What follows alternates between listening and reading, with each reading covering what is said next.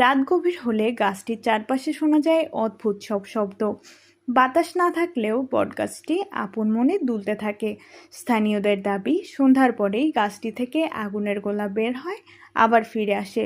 রাত বাড়ার সঙ্গে সঙ্গে আশেপাশে ঘোড়া, হাতি, সাপসহ বিভিন্ন প্রাণীর উপস্থিতি দেখা যায় বলে জানান তারা। এমন নানান অলৌকিক ঘটনা এবং গল্পে ঘেরা এই রহস্যময় বটগাছ।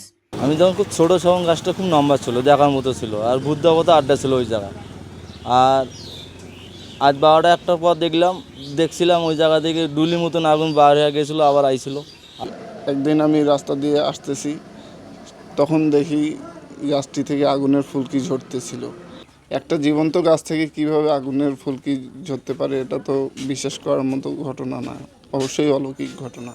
নীলফামারী সদর উপজেলার হ্যাচারীডাঁড়ার পাড় নামক স্থানে বটগাছটি কখন এবং কিভাবে রোপণ করা হয়েছে তার সুনির্দিষ্ট কোনো ইতিহাস জানা যায়নি।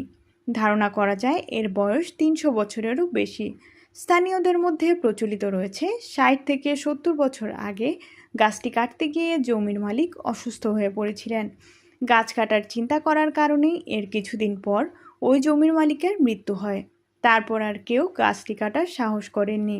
আমার বাপের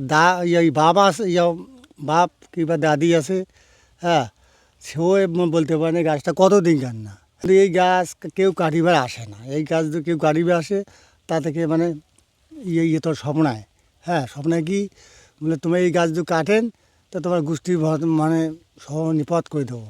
বাপ চাচার ঘর আসিল, তাও মনে করেন কইতে পারে না বলে এই গাছ কত দিনকার। এই গাছ কাটিবার আছে মালিকের বাপ, ডাল কাটিবার যেখানে মনে করেন মালিকের বাপ মারা গেছে।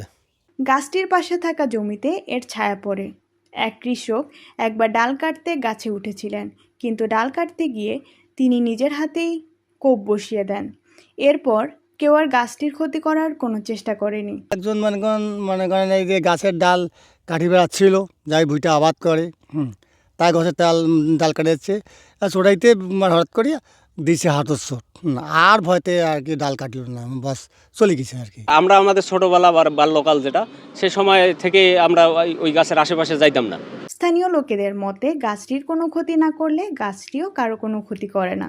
অলৌকিকভাবে এসব বর্ণনার সত্যতা নিয়ে মতভেদ থাকলেও মানুষের বিশ্বাস এবং অভিজ্ঞতাই গাছটিকে ঘিরে এক ভিন্ন বাস্তবতা তৈরি করেছে।